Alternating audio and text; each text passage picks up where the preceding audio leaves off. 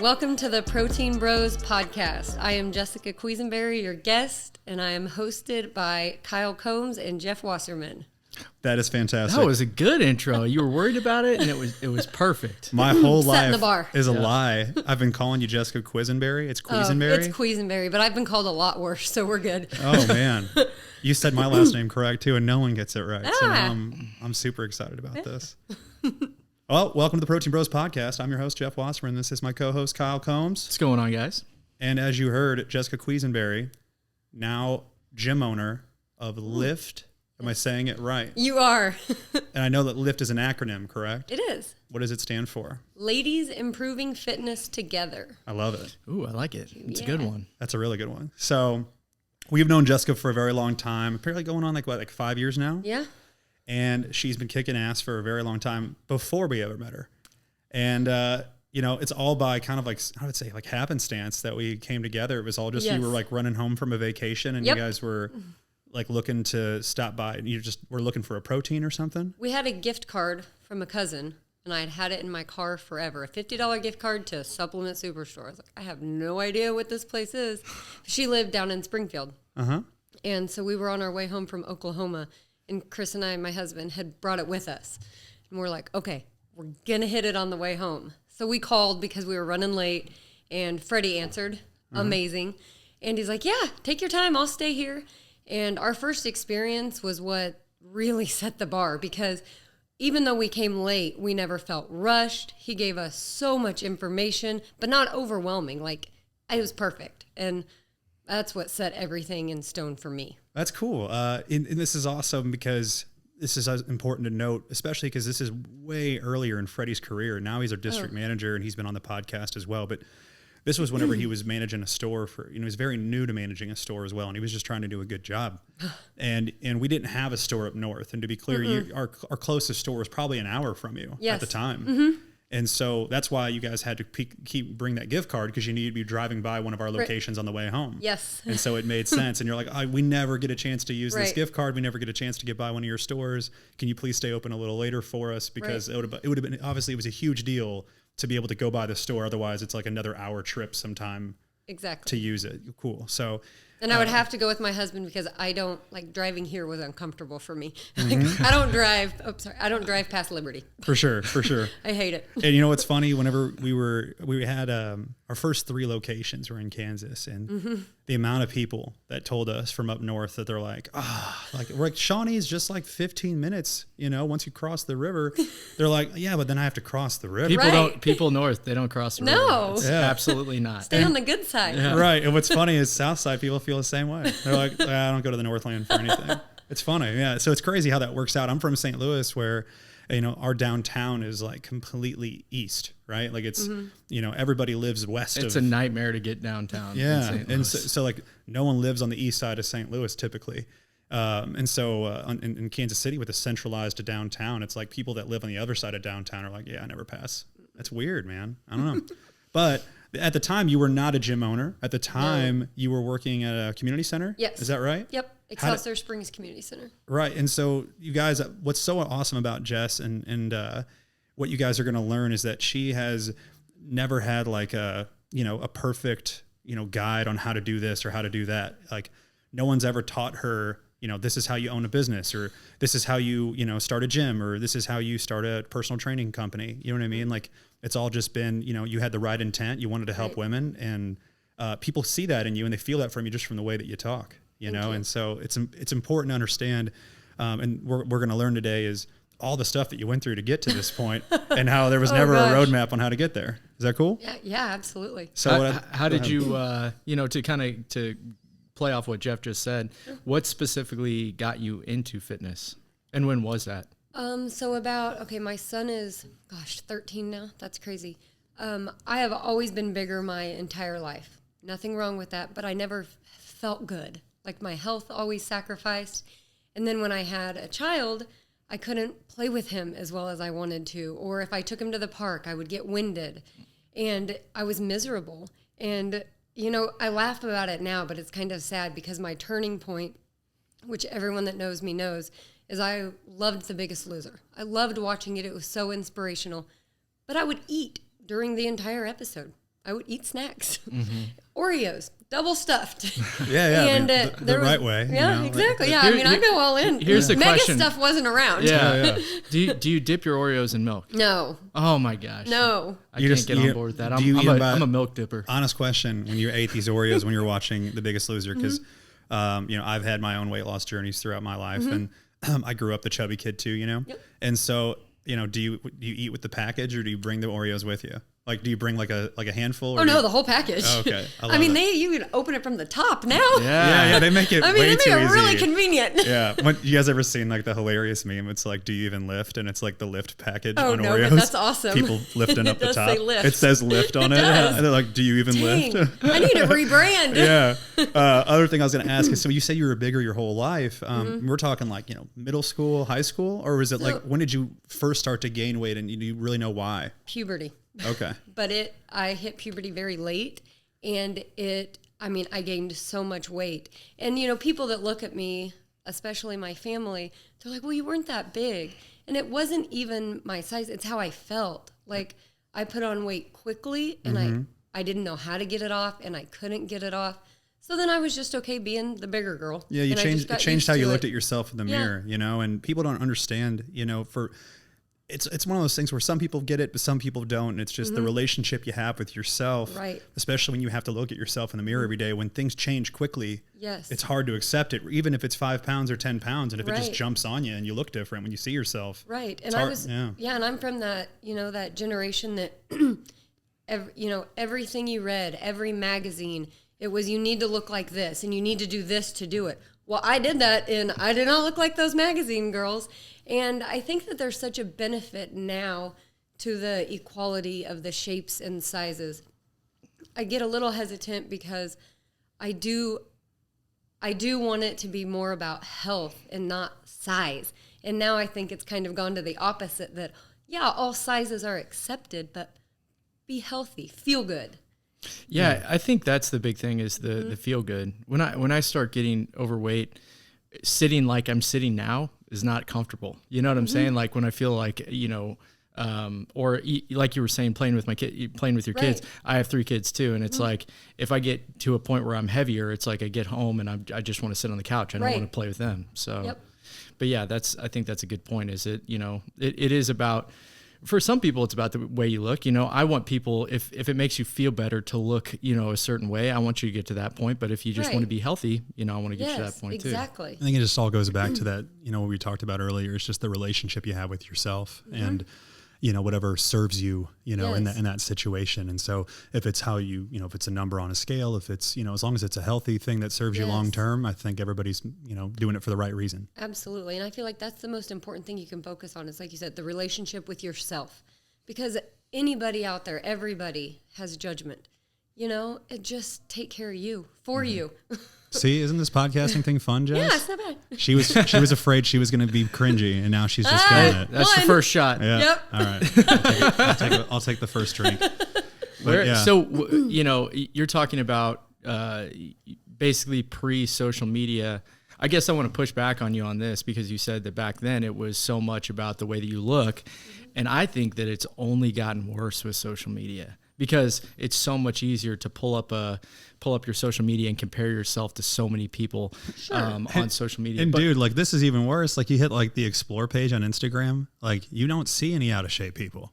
Yeah. You know what I'm saying? Like I don't get served anything that involves, anything constructive, more or less. It's just terrible. And like when I'm saying like I signed up for a TikTok just so I could like watch videos, right?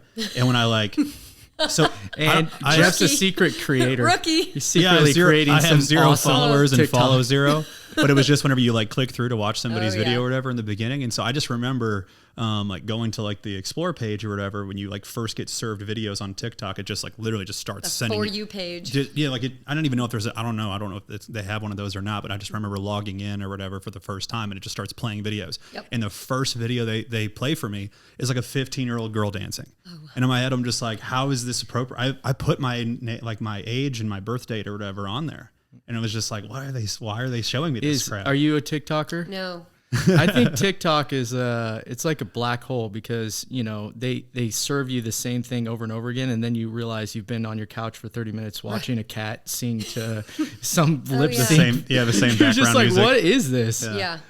I mean, like, dude, it's a great place to just completely waste your time. But Pretty much. all I could say is just, like the way social media is turning, it just seems to be like it's not getting any better on the comparing yourself to others and somehow trying to think that that's going to make your life better. Absolutely. And I think that goes back to the relationship with yourself. Correct. To me, I don't see that side of it as much because I do have a good relationship with myself after, well, I'm not going to age, after a lot of years. Sure. So I don't see that part of it mentally. Like if I just go look at it, I could physically say, oh, that's, kind of. What social media do you use the most? Are you on Facebook still the most, or Instagram, or both? Huge, but mainly, huge on Snapchat? No, kidding. I don't use it at all. Never have had it. Yeah. I didn't even have Facebook really. I had it a long time ago, but then I got away from it as my kids were getting older. I realized, it's a black hole. So I got away from it actually. And then when I started this business and I needed to promote it, and it's the best way to promote. The only reason I have social media now. Facebook groups is great. Yeah, for creating, with Supplement Superstores, we have an Operation Transformation group that has how many people in it now? A lot. Gosh, It's great. I'm in it. Yeah, it's a great for groups of people.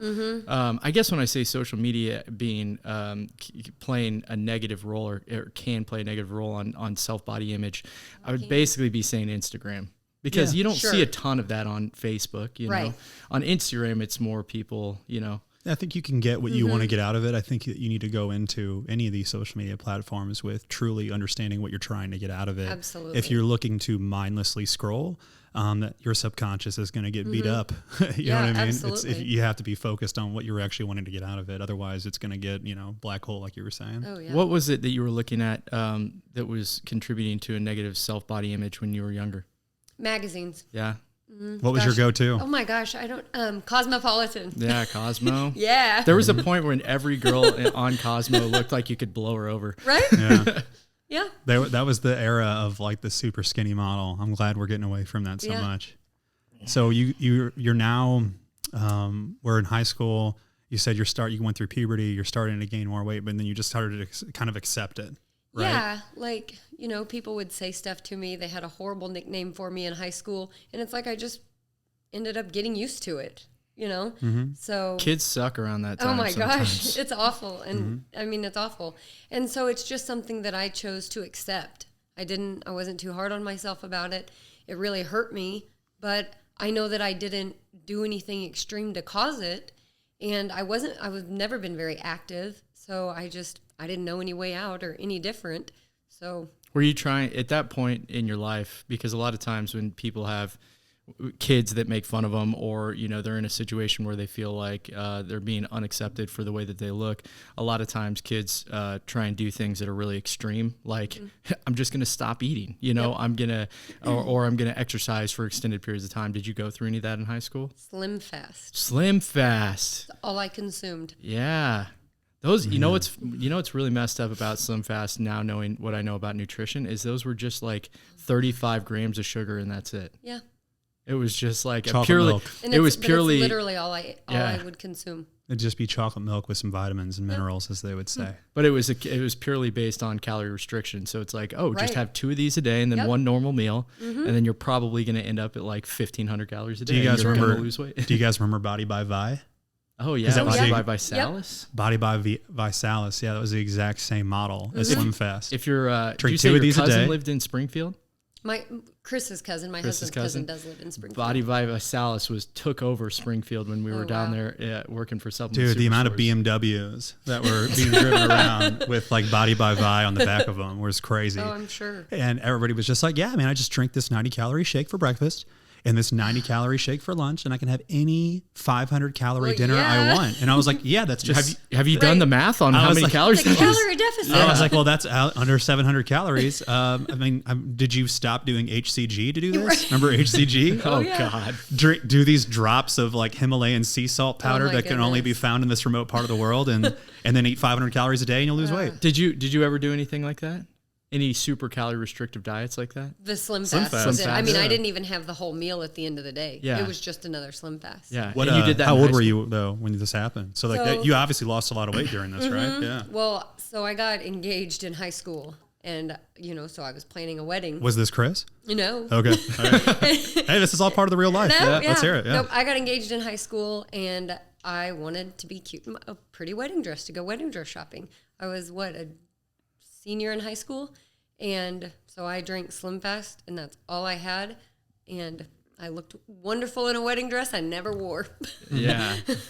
But then I started eating again. Yeah. And gained a lot back. There it came. Yeah. And times a lot. Right. Yeah. The habits were, Yep. because obviously now you went to, and like, man, it's so sad for anybody that's had to go through this. It's just like, you don't realize it when you're doing it, when you do such a crazy restriction like that. Absolutely. How much you're going to want to binge after you restrict gosh. yourself like that. And you don't really, like, you tell yourself, I'll be better tomorrow or the next day. And then you're just That's like, well, up. now these terrible habits have been created. And yeah. When you do extended diets like that, where you're in a calorie deficit for too long, your ghrelin shoots up, and then after you get done dieting, then you feel like you couldn't stop eating. Right. It's literally like you can't get to a point where you're feel like you're full. You're just so hungry all the time. For our listeners, tell us what ghrelin is. It's just a hormone that basically triggers appetite.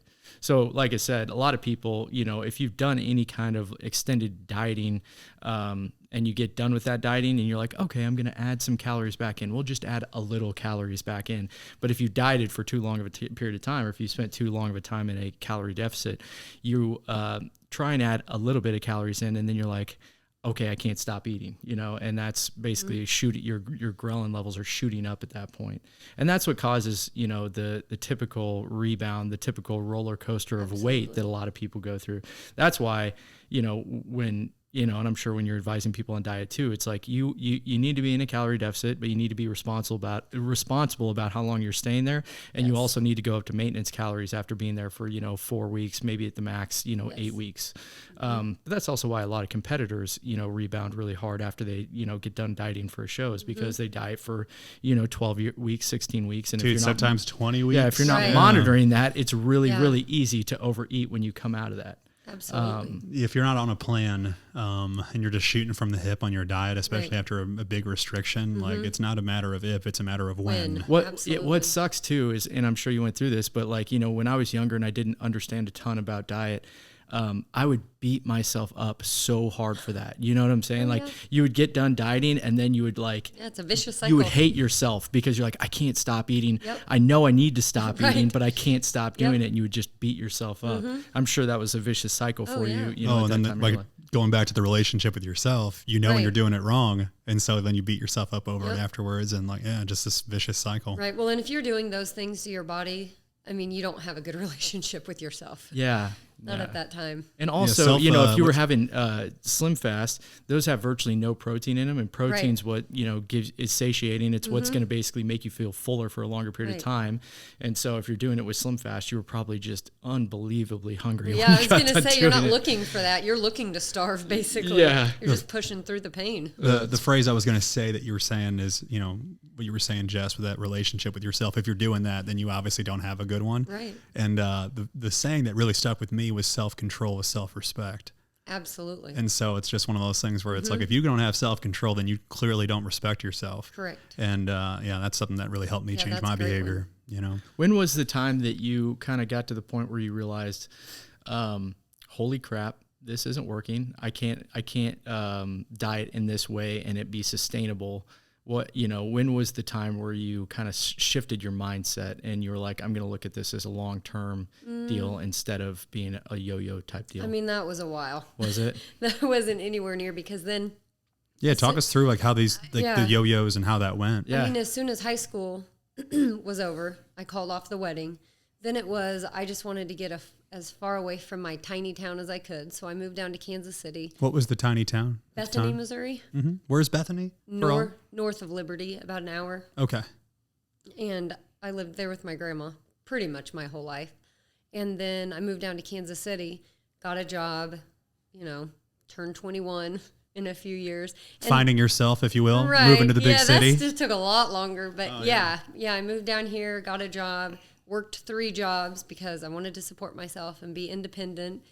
But during that whole time, I remember so many yo-yos, and I would have this one pair of jeans that my cousin got me for Christmas, and I loved them. And then like one day I couldn't put them on, and I was like, oh my gosh, back to Slim Fast I went. Oh no. So you always go back to what works in the past. Yeah, exactly. So I did that, and then there was a competitor at the dentist office I worked with, another female, and she would do bodybuilding shows. And so I would get in a competition with her, and I just remember there was always so much focus in my daily life about what I looked like or what I could wear, and it was everywhere, it's just. This is before social media. Oh yeah. Yeah, which is crazy, right? You know what I mean? It's just looking back, it's like, gosh, I spent so much time fighting with myself about my size or my shape or how I felt. But really at that time, it wasn't even about how I felt. It was just how I looked. Yeah. That was it. Do you think that was all rooted back in kids making fun of you when you were a kid? I don't really know. Yeah. I don't think so. It just was like the environment, basically our society saying that you should be a certain size. Correct. Yeah. I think that would be more the pictures you see, just anything that was in my face or my daily conversations. It's true. My grandma always told me, you are who you run with. Yeah. And it's so, I look at it now, I'm like, oh my gosh, that's so true. Because the people that I would gravitate towards were always so focused on how they look or the new diet or what they were doing. Yeah. Yeah. I always tell people that, especially if you're writing a diet for somebody and you're trying to get them, to switch up the way that they're eating, I can give you the best diet in the world. I can motivate you to go home and really want to kill your workouts.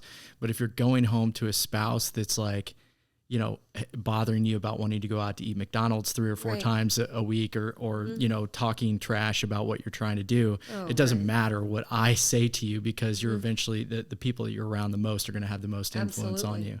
So in your case, it was just you're around people that were always trying to diet, So of course you're going to always be trying to diet too. So all of us young girls going out to the clubs, we're trying to get as small as we can. Yeah. It's wild. I think that's, also the time in your life too, where you're like trying to find, somebody to spend time, you're trying to find a boyfriend or a girlfriend. And so you're trying to look as good as you can to attract that boyfriend or girlfriend. So I totally get that point in your life and going through that, because I think most people kind of go through that, to a certain extent. Sure. So what was the breaking point then when you kind of broke free of that? That would have been after I had my son. And like I said, with taking him to the park and things like that, like I couldn't do things that I enjoyed comfortably. Yeah. And then I was like, man, I want to be someone that he's proud of. When he starts school, I want to be like, that's my mom. Yeah. And I want me as a mom, I want to be able to go to school with him and feel confident and be comfortable and just be able to go on field trips with him. Yeah. I mean, be a good example. Yeah. Right? Set the example. Mm-hmm. Yeah. And, watching my wife go through it 3 times, childbirth is like no joke. It's no joke. Oh my God. Like what it does to you guys' bodies is just unbelievable. And, she would get weird cravings. She gained, as most women do when they're pregnant, she gained quite a bit of weight and it would play mind games with her and she'd feel bad about it. And then she'd get, cravings for weird things like, hot dogs from places. Right. And no, don't just cut it short. Let's hear hot dogs from? Let's hear a good Kim Craving story. I don't. My wife doesn't usually listen to this, so I can tell this story. But the weirdest thing I ever caught her doing was Kim is a gangster, by the way. For all of our listeners, Kim is a total gangster. I had just worked a long day, like an open to close day, and I came home, and I think this was our second daughter, and she was just like stressed out of her mind. And I came home and she was sitting on the side of our couch. Like on the side of it or like on it? No, like off the side of it to where I couldn't tell where she was at. She was sitting beside the couch. And I walked in our house and I was like, hey, babe, what are you doing? And she was sitting there with a jar of sauerkraut and she was eating raw sauerkraut. And I was like, that is disturbing. What are you doing? She's like, I can't explain it. I don't know why, but I just felt like I wanted some sauerkraut. And I was like, that is gross. That's my daughter's favorite. Yeah. Oh my God. That's my daughter's favorite. She'll eat it right out of the jar. You couldn't pay me. What was I was your hoping weird... for like peanut butter covered Oreos or something, but no. Yo, it was way more disturbing than that. I was like, what are You're like, peanut butter Oreos, I kind of get it, but I haven't seen her eat sauerkraut since Ever or before. again. I was like, where did you even get that sauerkraut? One. yeah. And two, well, you're just eating it out of the jar. I feel like that should be like on a hot dog or something. I don't know what you're doing there. Because apparently she also loves hot dogs. She was also, yeah. So that was her thing too, is Freddy's. She would want me to like stop by Freddy's and get her a hot dog from Freddy's.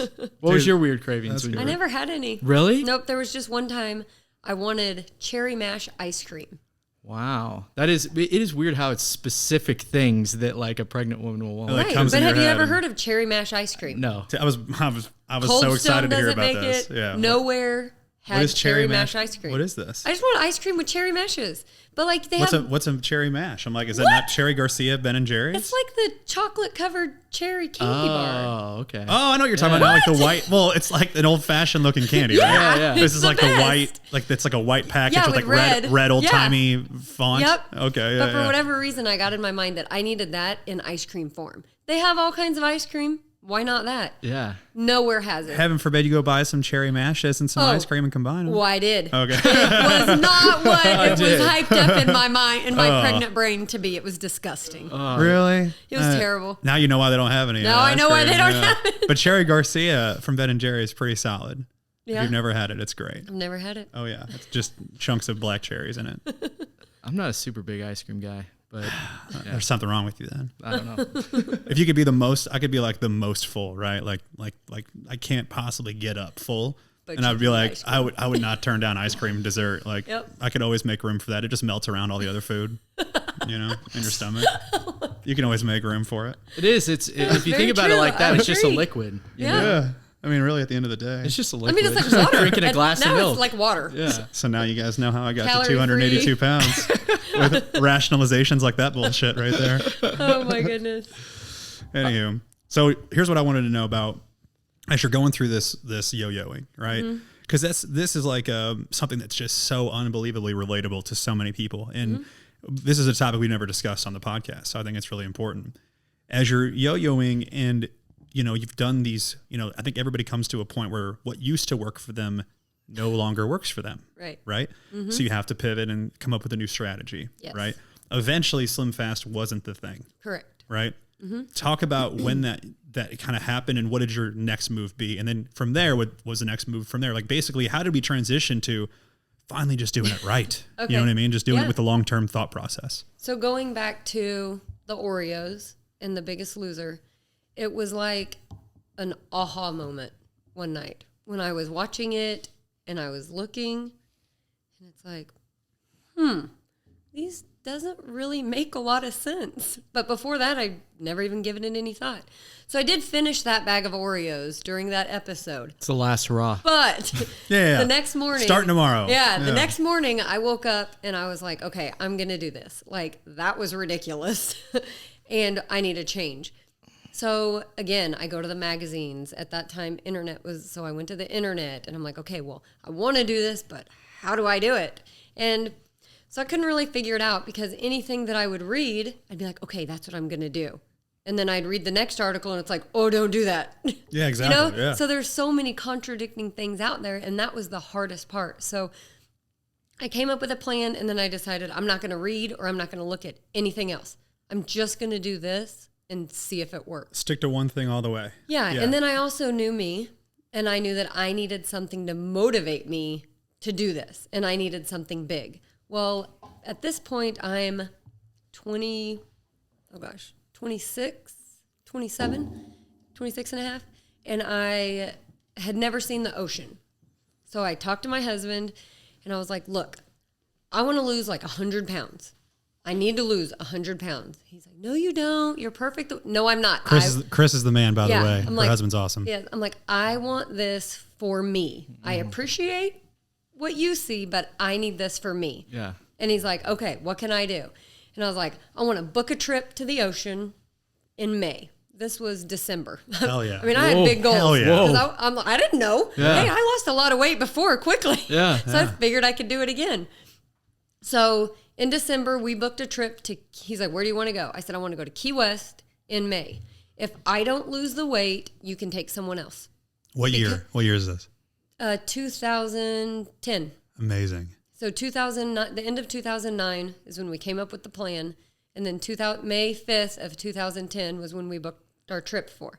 And I told him, I'm like, if I don't lose the weight, don't take me. Well, that's awful. I don't care. That's my motivation. No one is going on that trip. Yeah. Trust me, if I'm not there. So I did it. I mean, looking back on it, did I do it the healthiest way? No, but I learned so much during that process. And that is where I started wanting to help other people. So during that process, I mean, there were ups and downs, but I had that mindset, like, I'm going to the beach. I'm going to the ocean, and I'm going to look awesome, and I'm going to feel awesome when I'm there. So I did it, and it was amazing. And I went, and Key West is amazing, and I've been back several times since. And during that process, the gym that I was working out at in Kearney, Missouri, they recognized what I was doing. And so a friend of mine and we started a challenge there, the Biggest Loser Challenge. On the Biggest Loser show, they would be like, we're encouraging you to bring the Biggest Loser to your town and create challenges. So I was like, okay, let's do it. So I did it there. And then during that challenge, people had wonderful success. But my grandma who raised me got very sick during that challenge. And she eventually, during that time, passed away. So I didn't finish that challenge with everybody. But I am in the Kearney newspaper for that. They have my before and after pictures and the big story about how I did it. And so that's really what got me started. Yeah. Seeing that, okay, I did it and I can help other people.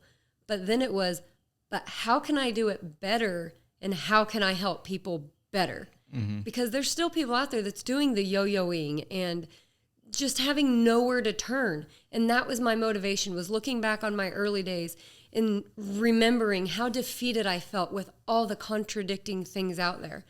And it was just, how do I express to women that it doesn't have to be so difficult and that it doesn't always have to be about what you look like?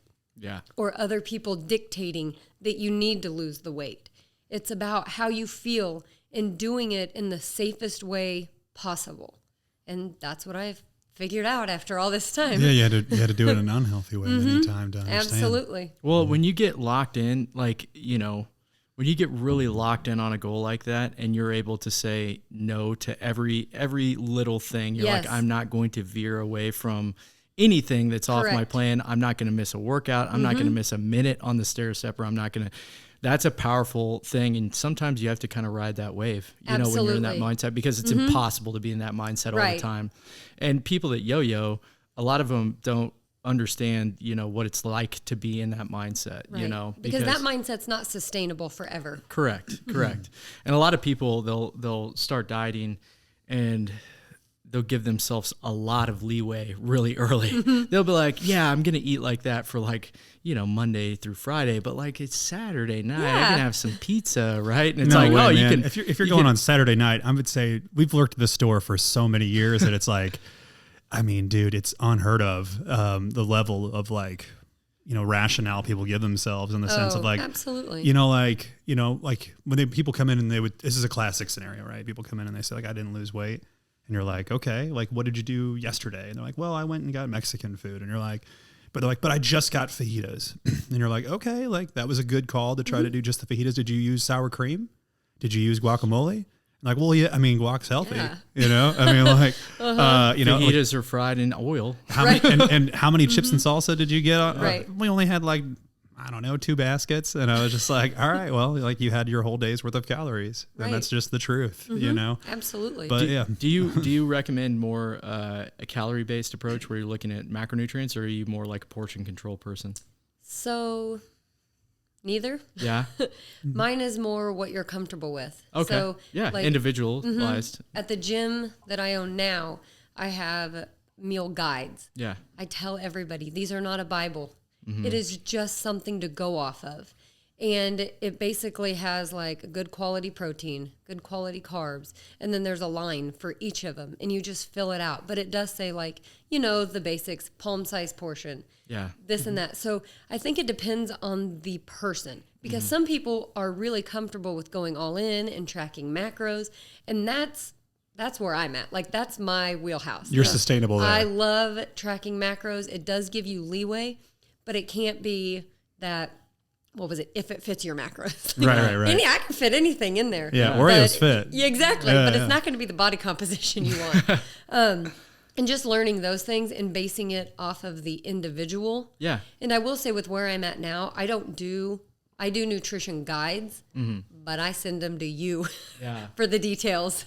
Yeah, the big thing is, like, in early on in somebody's journey, like if somebody has 100 pounds to lose, you can give them pretty broad recommendations as far as like changing little things at the beginning, and it'll make a big difference for them. And really getting into the weeds of like macro-based dieting is better for somebody as they get closer to being at a specific goal, and maybe they've hit a plateau. They've plateaued. Yes. Yeah, I mean, lifestyle changes in the beginning is the biggest thing, right? I mean, someone can legitimately just stop drinking soda and cut out 5,000 calories a week. Yes. You know what I mean? Something small like that. It's what's crazy is in America, and it's not got any better, but man, the education level on nutrition is just so unbelievably low. And it keeps getting worse. It's crazy. You know, like we were talking about earlier with, you know, people basically straying from what's recommended on a meal plan. You know, you could tell somebody, you know, hey, I want you to have, you know, a half cup of oatmeal in the morning, you know, and a banana and then a protein shake or something like that.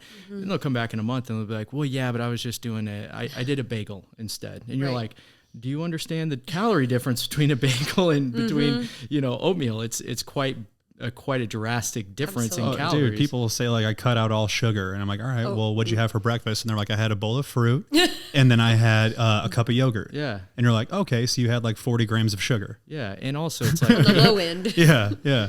Yeah, it's crazy. And then also, you know, people do on the other side of things too, and you probably run into this a lot, where people get wrapped up in wanting to cut out a full macronutrient. Oh my gosh. Let's be clear, guys. Let's be clear. It's just carbs. No, people do low fat. People do low fat. That's the 90s. That was whenever she was drinking Slim Fast. Yeah, that is true. But the 90s was low fat. Yeah, some people still do low fat. In the last 5 years, I just read this. In the last 5 years, carb consumption has gone down quite a bit. And obesity has increased. And obesity has increased a shit ton. Yeah. So it's just trying to explain. And dude, I've done keto 3 times, and this was like 2013 was when I first did keto, and I lost 60 pounds. Well, yeah. Definitely gained it all back. Yep. Took me 2 years, but I gained it all back. Yep. For sure. It's that balanced approach that people don't want because it's not as extreme. It's not as fast. Yeah, I'm extreme for sure, but moderation is definitely something I'm learning. It's working well. To kind of, you know, I have ran into a ton of people that are able to sustain keto. So it is possible. There is that type of person out there that just likes the easiness of like, hey, I can cut out carbohydrates and just never eat carbohydrates, and it's going to be relatively easy for me to stay in a calorie deficit and not have to think about it. So you do run into those people, but for the vast majority of people, it's going to be a short-term fix that is eventually going to crash. Yes. At least, and I've done keto. I've done carb night. I've done carb cycling. I've done keto. I've done most of those type of dieting over the years, and it's, you know, like I said, I've always come back to a balanced approach as far as eating carbohydrates. I think it helps with feeling fuller for a longer period of time. But yeah, I think, I mean, from somebody like myself, I wouldn't say I'm an extreme dieter for sure. But what I'm saying is like, I don't know. I guess I didn't, the more I had to think about it, the more difficult, the more I wouldn't follow it. Right. Sure. So I'm not someone who's going to count macros, you know, I'll just do portion control. Yes. I don't want to have to think about it all the time because I already did. Right. Like I already stressed about it all the time. So I was trying to get away from that. Right. And so I think when you're doing keto, if you're doing any kind of extreme diet, for someone like myself, if you don't have a plan for afterwards, it doesn't really improve, you know, your relationship with yourself, right? Because now you're not following something, now you're mad at yourself, right? Because you went off plan or whatever. Yep. But when you get done, let's say you're done doing keto, you hit this number that you wanted to get to on the scale. If you don't think about what can I legitimately do every day, and it's not like just for this time period, you know, you're never really truly going to find a lifestyle, right? You're always going to be like waiting to start the next challenge or, you know, waiting to start the next diet. I mean, you know, if my buddy listens to this, I'm sorry, but I just got back from a vacation in February. It was like one of my longtime friends, right? and he's gained a ton of weight. And he's like, man, I feel so uncomfortable. And I'm like, man, I know you're feeling, like, I know how you feel in that suit right now. I know how sad it was probably trying to make it fit and all this. Yeah. And I'm like, what are we going to do when we get done with this? Like, when we get done with this vacation. And he said, I'm going to do the Mediterranean diet. He's like, we just got a book on it. And I was like, all right, there's always a book. I was like, that's what you think you can follow. I'm like, I don't, and we have one of those, it's like, it's hard to tell him what to do relationships because he feels so like, justified in his rationale. And I'm like, I don't think that's going to work for you, man, in my head, but I don't want to say it. Right. And so I'm like, I'm just going to support you, man. Whatever you want to do, I got your back, whatever. I checked in on him. It's been 40 days or so. And he hasn't started yet. Right. But he's really excited to start, he said. And I was like, and I'm like, and when are you going to do that Mediterranean diet? What are you going to do afterwards? Yeah. Right. What I try to express to my women in the gym, one of the things, any woman in there that knows me will tell you, I always say, if you have to have a name for how you're eating or what you're doing or for your diet, it's not going to last. That's phenomenal advice. Yeah. There shouldn't be a name on your diet. Yeah. Right. Besides balance. Right. I think you have, let's say you're dealing with a woman, who's 40 years old. She's ate a certain way for 40 years. And then along comes this special diet, the Mediterranean diet, which is completely different than the way you've ate for 40 years. And you think that, just on a dime, I'm going to change everything about the number one habit, the number one thing I've done every single day of my entire life. I'm just going to change all of it overnight. The first time they have to go out to eat, they're like, wait, what do I do? Oh, yeah. I want to go to my favorite. Oh, I can't go there. I want to go to a wedding. Oh, they don't have any Mediterranean food. Right. Damn it. Yeah. I mean, yeah. So anyways, I know that's not really what we typically talk about. And like, we were going to get way more into, how you started the gym and so forth, but it's just, we've never gone into just the relationship with yourself and, absolutely. And, that transformation that you've gone through. Most people don't have a story like that. So I think that's super powerful. I'm glad you shared it. So thank you. You're in a spot now where you've had this transformation. You've recognized that you can actually help others with this. How did you turn it into a job? Well, I mean, I kind of got brought into it. Someone that I had known from Kearney worked somewhere, and she's like, hey, you need to get certified. You need to come here. You know what? Actually, before that, we had moved into a new town. Sorry, I'm going to go back a little bit. You're good. We moved into a new town, Lawson. My husband was born and raised there. You are not grandfathered into that town. A little bigger than Bethany, though? No, smaller. Oh, wow. Wow. Smaller. Yeah. I went from Kearney to somewhere even, so Bethany, Kearney, to smaller. Probably 2,000, maybe 3,000 people now.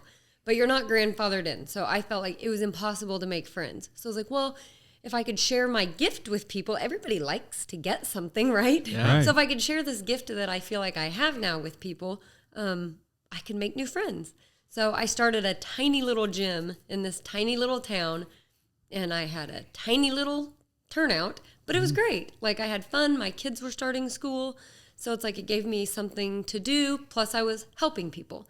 It was very short-lived. I just kind of got burnt out with it. And then as my kids did start getting into school more, I wanted to be more involved. My husband started traveling more, so more of the responsibilities were on me. So I stopped that gym. It was called Empower Fitness, and I had it for probably a year. And then a community center opened, and I went there, and I just started being a trainer. And during this time is when I met Freddie and was introduced to Supplement Superstore. You guys would come to the community center, and that is really where things started turning for me business-wise. There was a class there. I think that would be the right word. There was a class there called Women on Weights. And it was taught by a man. Okay, but that didn't make sense to me because I'm a woman that lifts weights.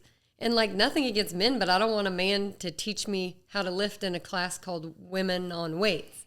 So they called it WOW, and I took over. Wow.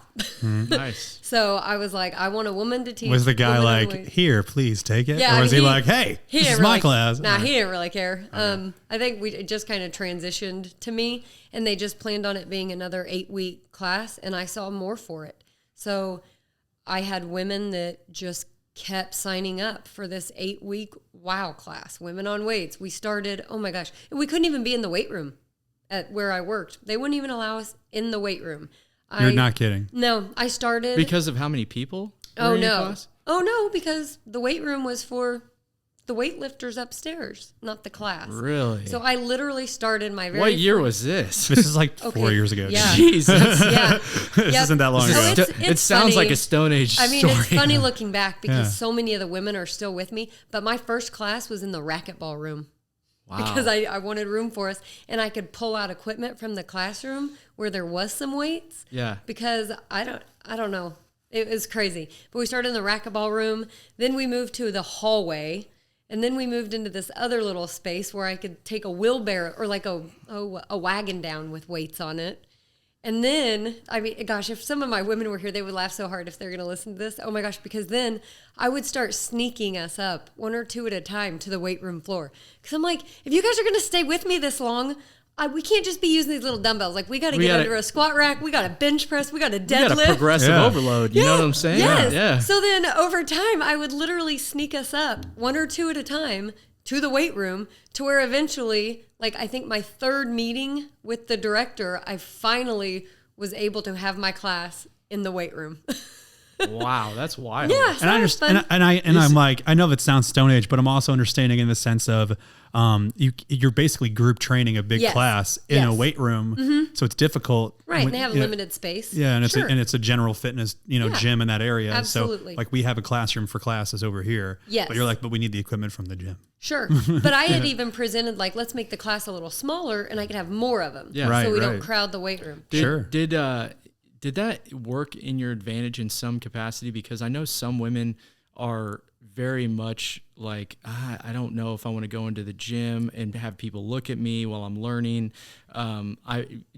Working in the stores, we deal with a lot of that, where people will actually be more brave to come into a supplement store and ask for advice than they will be to go to a gym first.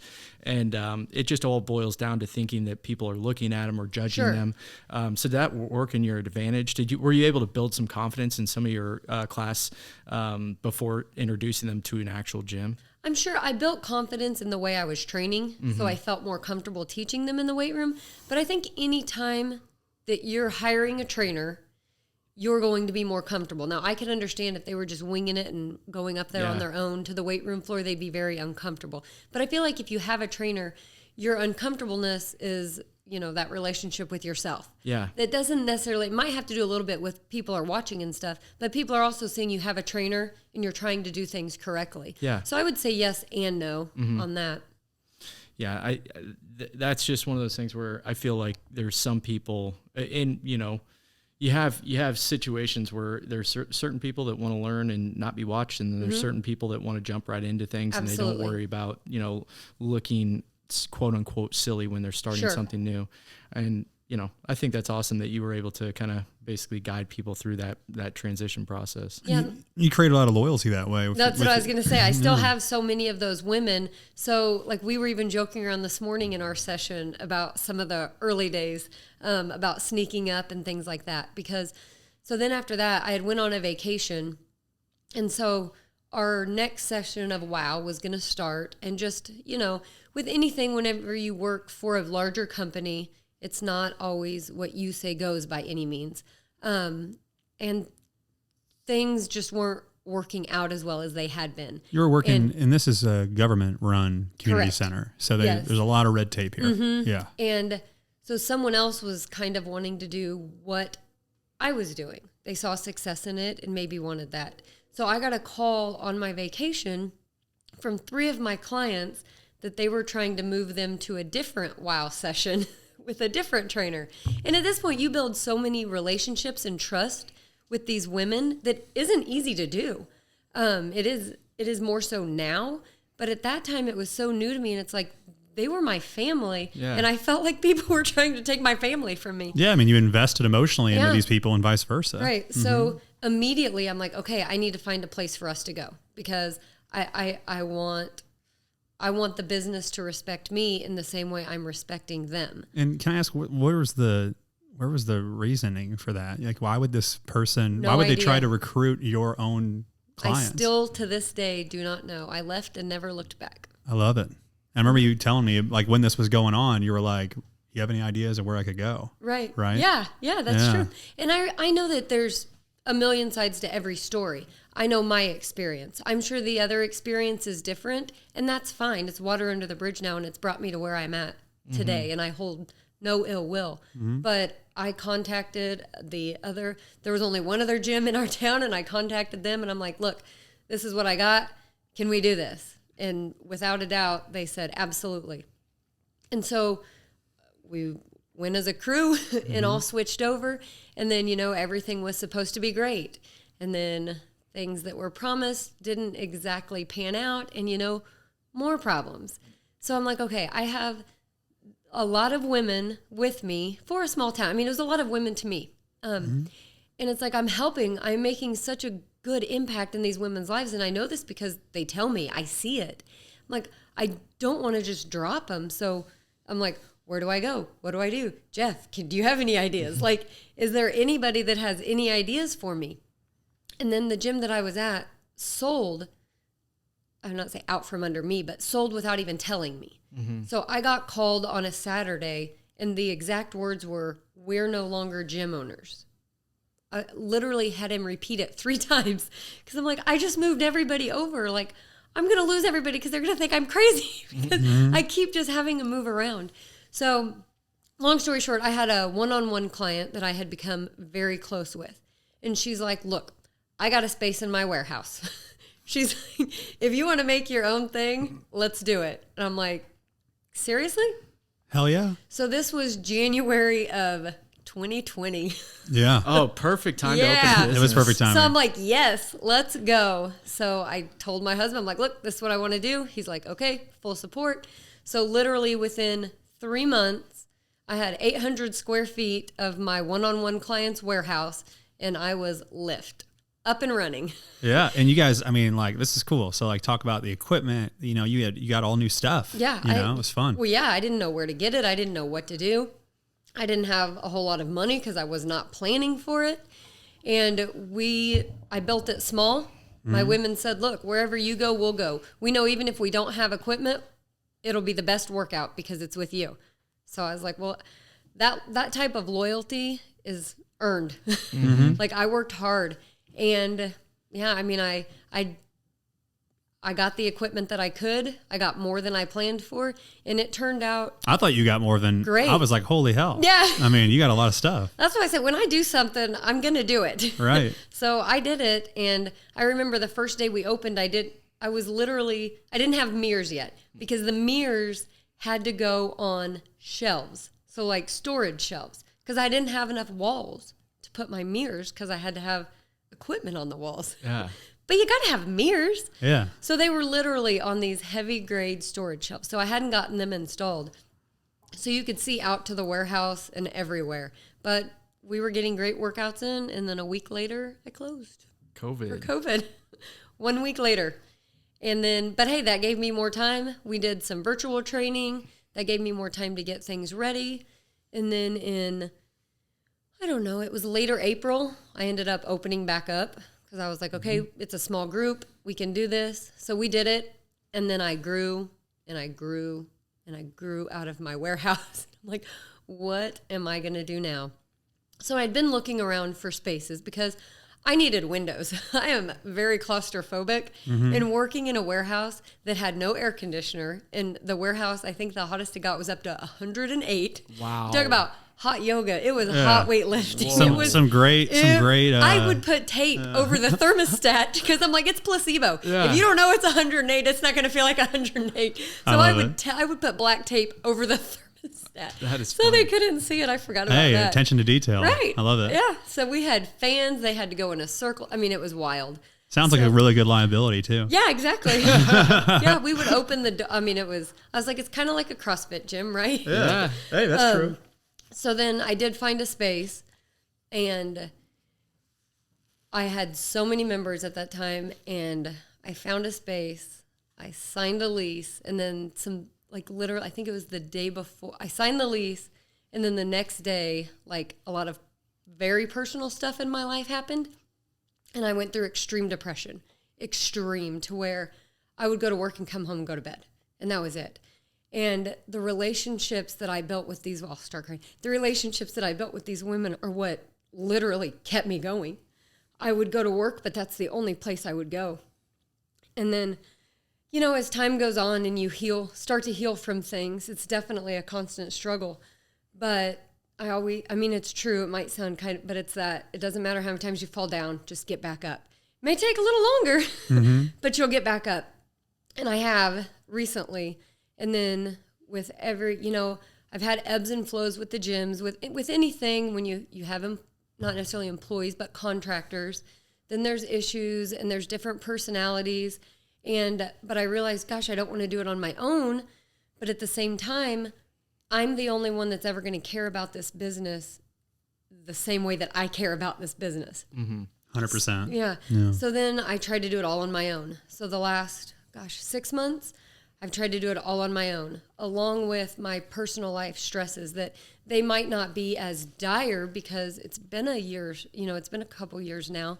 So those things ease, but there's still so much with my kids getting older. To do something yourself and grow is so hard. Yeah. So I have found women that actually are clients of mine that have gotten certified and helped me out because they enjoy the gym so much. So you have other people instructing now as well? Mm-hmm. Awesome. So trying to do it on my own, I was starting to lose clients because my motivation wasn't there as much because I was so drained.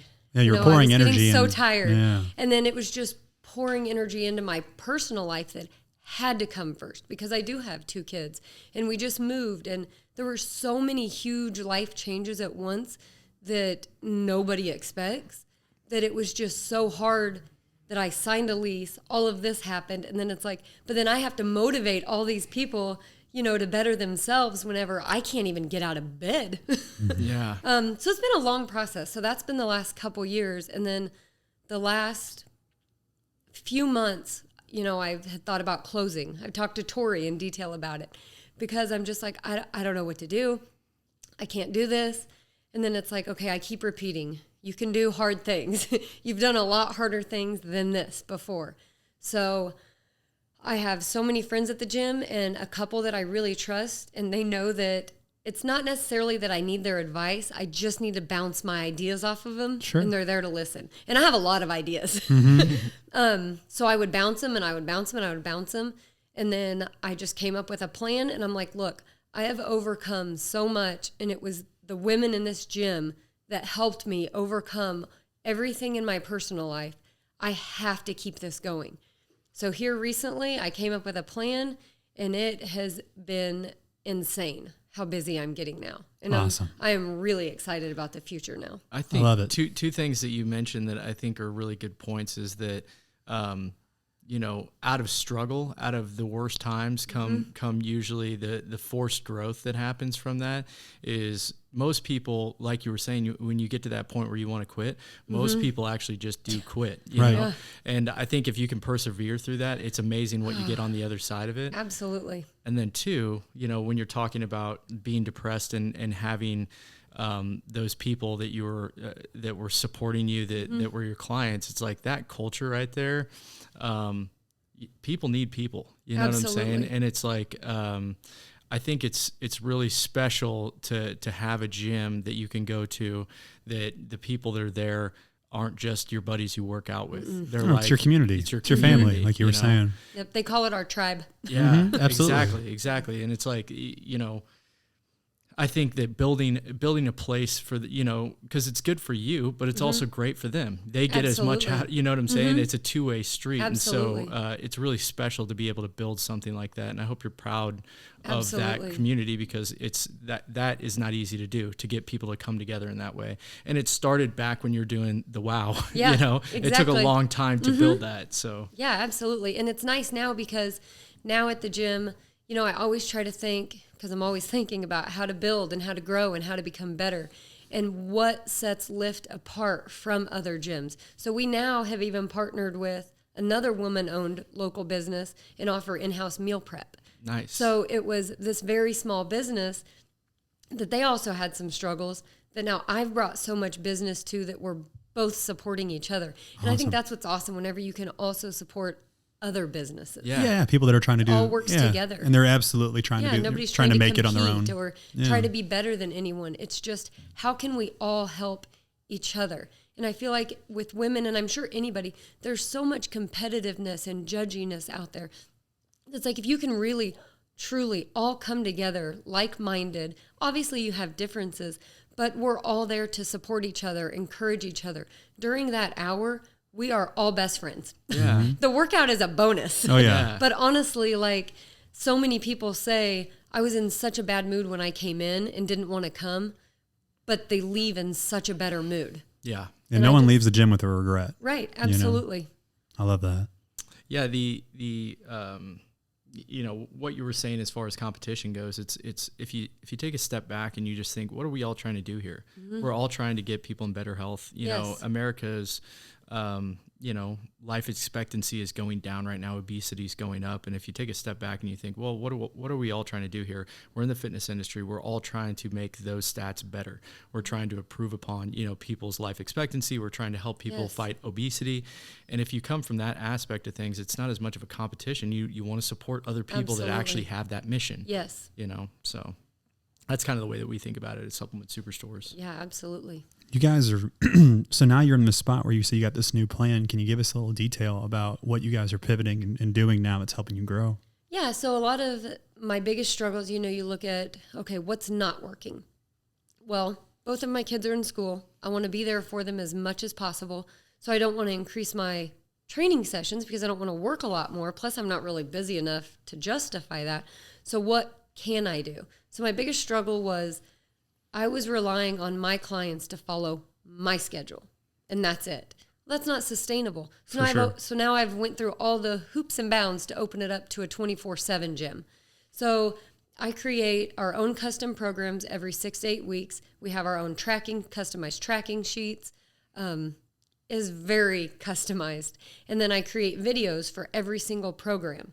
Now I do so women have the ability to come in and train with me in person during these sessions, but they also have the videos and the means to contact me at any time so they can come in on their own time to get the workout in. Out, yeah. Yep, and follow the videos or get in extra workouts or anything that could have been basically remove some of those. Not friction. Yeah, exactly. Yeah, that's awesome.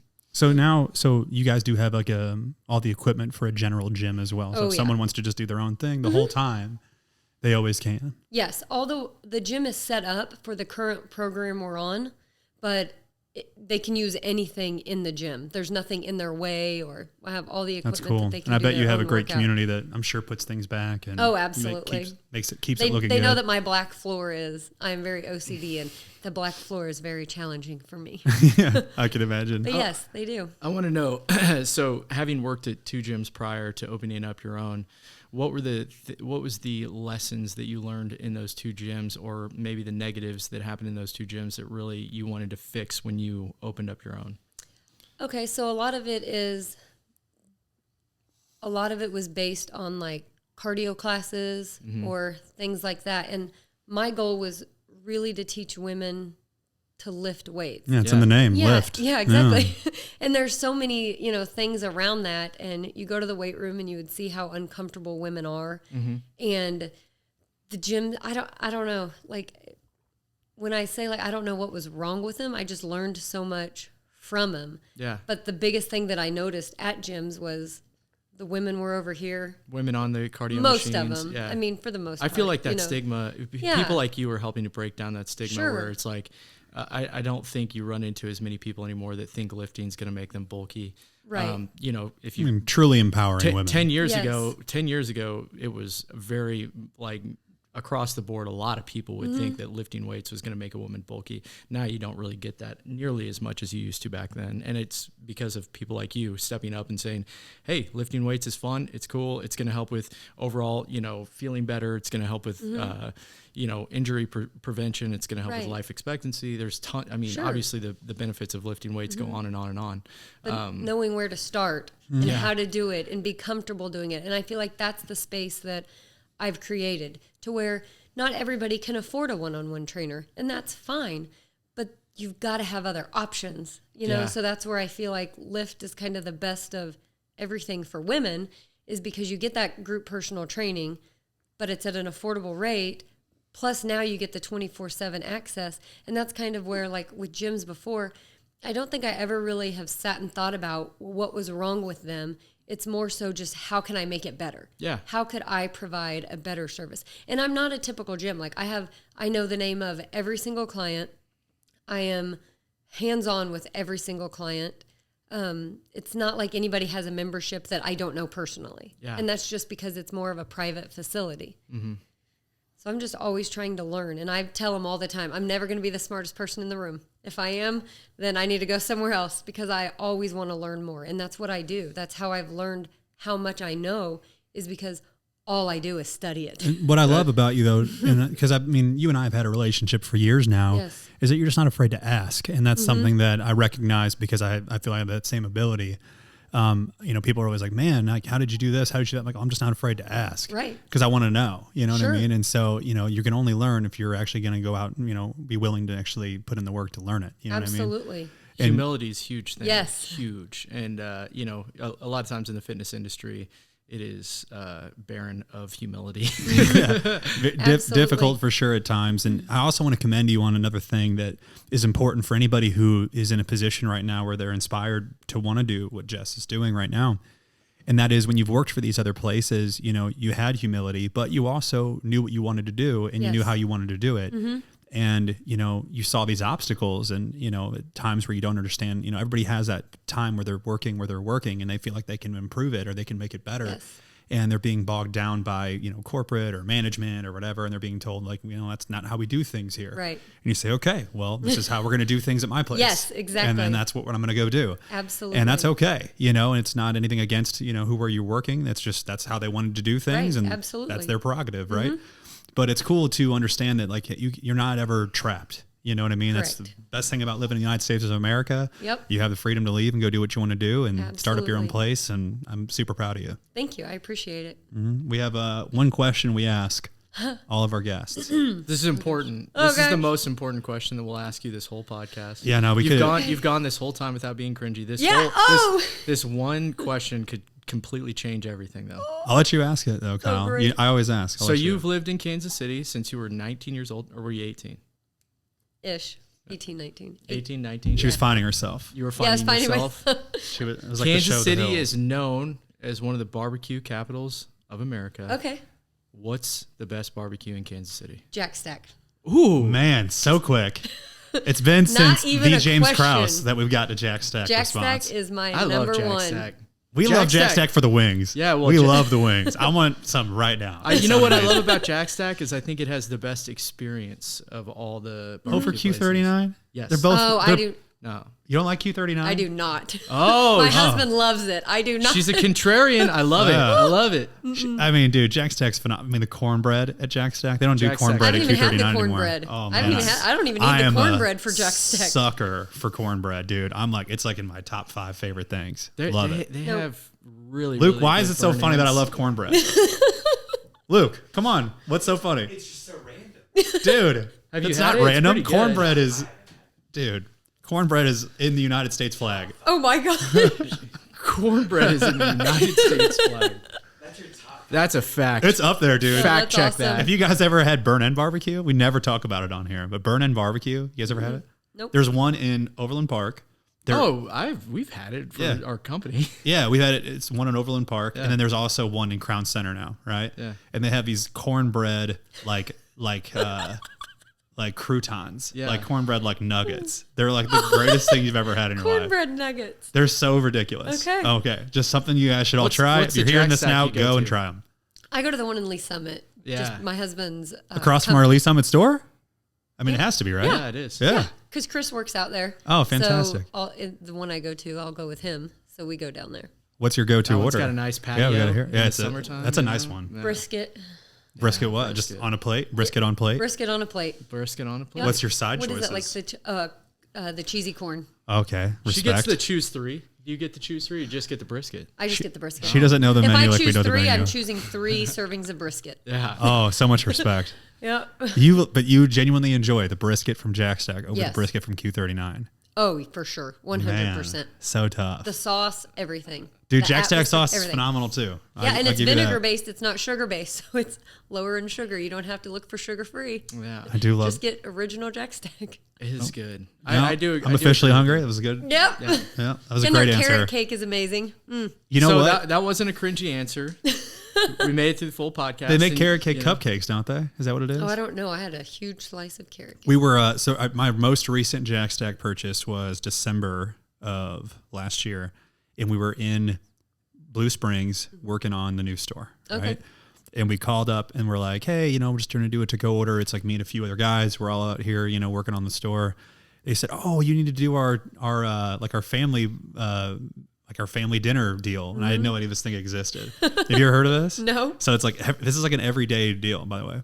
And you Okay. and it's like for 4 people. Okay. So you get like, you choose any 2 meats and you get like 2 pounds of whatever, you get like 5 sides, Oh my goodness. right? You also get some other, like the cornbread on top of it. And then, Of course. I made sure of that. And then also you get 4 carrot cake cupcakes. Oh, wow. It's like a dinner for 4. And it was like $50. Wow. Yeah, it was a steal. Okay. So I was like, man, I wish I had, more people I lived with for other nights of the year. No, you just save it, freeze it. Yeah. Just Yeah. freeze it for later. Good to go. meal prep. I'm like a leftover snob. I can't do it. Oh, Jeff coming out of keto could eat that all by himself. That's like, that's probably happened. Oh my you know what I mean? gosh. I think all we the once cornbread. I once did the math on a binge with Kyle once. What do you think the gosh. highest was? This is not healthy. I do not recommend this to anybody. I'm not proud of it, but you just got to laugh at it. But it was like, what was it? Like 8,000 calories or something like that in like one meal. Are you talking about after I did the Missouri? No, I was talking about like just like legitimately. I was Oh, like, this you is what alone? I was like, this is what I ate last night, Kyle. Bing, bing, bing, bing, and I like Oh. named it all off, and it was like all from a gas station, and it wasn't Quick Trip, sadly. Oh, wow. No. But it was like 8,000 calories Well, that's or a lot. something. You talk about Yeah. bad relationship with food. Jeff taking down 12 Krispy Kremes in one time. I'm like, that's not good, bud. It was 6, Oh, but I could have done 50. Like That's and restraint. I still could. Hey, this guys, is a That good was question. restraint. You like donuts? Yeah. People are crazy about donuts in Kansas City. What's the best donut in Kansas City? I don't have no idea. Really? Because whatever best donut is the one in front of you. It's Lamar's. Yeah. See, I would Everyone say, loves Lamar's in I Kansas would City. say Lamar's, but anytime I go to Liberty, they're always closed, so I never Dude. get it. So I don't really Lamar's, get anything. Liberty, if you're listening, you got to open up. Yeah. Dude, Hannah tells me they sell donuts at her coffee shop that are from this place in KCK that she said like people come far and wide for in Olathe because they don't want to drive to KCK to get them. It's like Hannah's Donuts or something, like, literally. Mine is the cinnamon rolls. So my little bitty tiny town in Lawson, Yeah. they have a bakery, which is who does our meal prep. It's called Nutmeg Bakery, owned by 2 women. The cinnamon rolls. Like, You brought us a 0 of these? I know I should have. But Unbelievable. you know Are what? they And the on my plate-sized way cinnamon here, I rolls? was like, what could I bring him? And then I was rushing, and then I had so much anxiety about driving downtown. I was like, I don't know what I could bring. So I came up empty-handed. I should have brought freaking cinnamon rolls. I'm glad you didn't. I would have loved the gesture, but then I'd have been like stuck eating a cinnamon roll, Oh. and I want 75 hard. They're I would have just smelled them. It would have been awesome. They're life changing. Oh man, I'm mean- really upset about I this. mean, are they like one of those plate-sized cinnamon rolls? you know they're She not. said they were small. They're She said regular cinnamon rolls, but I am a sweet tooth. Like that is my. we could have a same. whole separate podcast Yeah, about on the food. the the cinnamon same. rolls. I'm telling you, you can make the drive to Lawson in that tiny town of just might. 2,000 people I'll meet you at the Liberty store. for the cinnamon roll. Please rendezvous with will me bring once them. at the Liberty store Deal. for those. We'll do I it. will bring them. Sounds All good. about it. All right. So, one question we like to ask everybody, and that's starting after last episode. Who should we bring on the podcast next?